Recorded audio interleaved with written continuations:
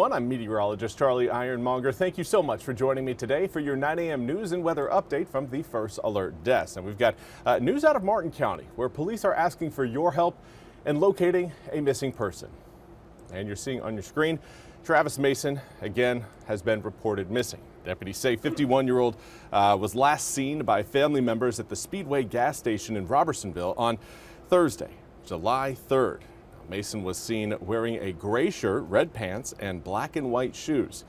Deputies say Mason is 6 feet 1 inch tall and weighs around 150 pounds. If you've seen Mason, please call the Martin County Sheriff's Office at 252-789-4500. Again, you can find that number at the bottom of your screen. Now, as we inch our way closer to the return of President Trump's tariffs, there is a lot of wrangling going on around the globe in order to avoid such steep reciprocal tariffs that had been introduced previously. NBC's Garrett Hake has more on the president's negotiation strategies with many of the open markets across the world. Overnight, Russia launching a fierce attack against Ukraine, firing a record number of drones into the country, Ukraine says. Just hours after President Trump flashed frustration at Russian President Vladimir Putin for defying calls to end the war during a cabinet meeting Tuesday. We get a lot of bull thrown at us by Putin, for you want to know the truth. He's very nice all the time, but it turns out to be meaningless. The president, who as a candidate repeatedly said he'd end the war there on day one of his presidency, now says he's reviewing a bipartisan sanctions package against Russia. And asked about the Pentagon's pause of weapons shipments to Ukraine last week. Did you approve of that pause? We wanted to put defensive weapons, so we're sending some defensive weapons to Ukraine, and I've approved that. So who ordered the pause last week? I don't know. What did you tell me? NBC News has reported that suspending the weapons shipment was a unilateral step by Defense Secretary Pete Hegseth, according to congressional sources and a U.S. official. The sources say Hegseth has ordered pauses twice before. In both cases, his actions reversed days later. And President Trump making another foreign policy move overnight, once again ramping up his global trade war, announcing he'll send letters to at least 7 countries today, on top of 14 filed Monday, that set new tariff rates for each nation if they don't negotiate new trade deals with the U.S. this month. Mostly it's just a little number in there. You'll pay 25%, 35%. We have some at 60, 70. The president abandoning the 90 deals and 90 days goal set by the White House when his so-called reciprocal tariffs were first unveiled, then paused back in April, in favor of unilaterally deciding import tax rates and posting them in letters. We can't meet with 200 countries. You have to do it in a more general way, but it's a very good way. It's a better way. It's a more powerful way. And again, that was NBC's Garrett Hake reporting. We now want to turn our attention to your weather forecast. Today, still warm. It is still warm. We just probably aren't going to be quite as warm as where we were yesterday, which I know I'm certainly happy about. We will get toasty right now, already at 84 degrees along the Neuse River in New Bern. South-southwesterly wind at 11 miles an hour, helping keep that humidity high. Right now, dew points in the upper 70s, making 84.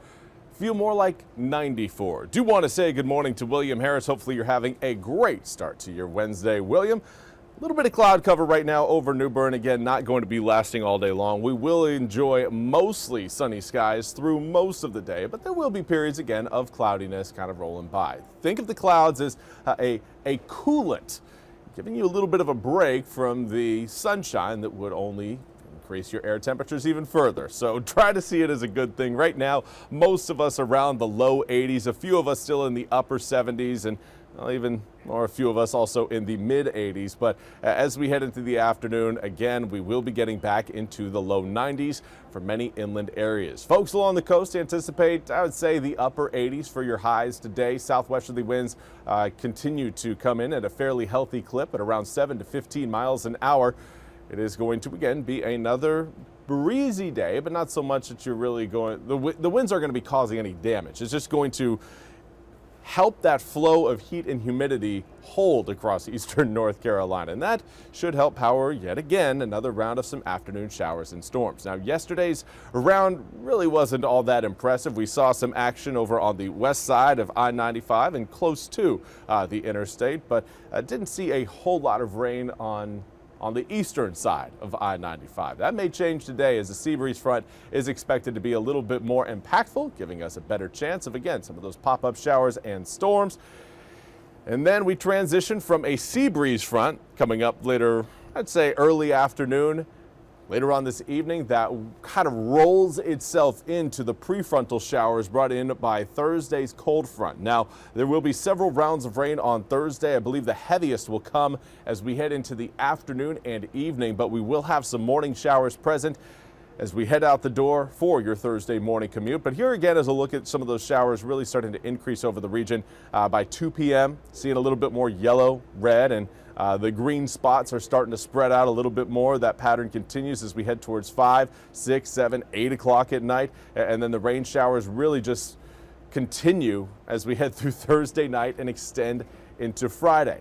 It all, again, comes with a very slow-moving frontal boundary that ahead of it, the atmosphere is going to be very unstable.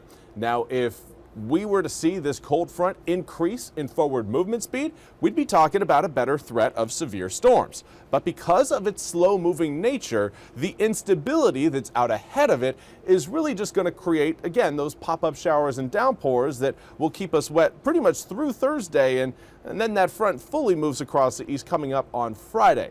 And that is, again, when we are expecting to see kind of the finishing rain of the week. It will be heavy at times, but there by the time we wake up early Friday morning, that front will be right along the coast, pulling away from the east very slowly, but there will still be some lingering showers because of that frontal position. And it's just too close for us to say, all right, we're going to be dry. There will again be lingering showers as we head through your Friday. And then those raindrops, or at least rain chances, I should say, really start to come down through your Saturday as well as Sunday and into Monday and Tuesday of next week. But with every decrease in your rain chances, we see an increase in air temperatures. So again, be careful what you wish for. I know a lot of people always hope for, just give me the sunny, the dry days. I don't want to have to worry about the rain.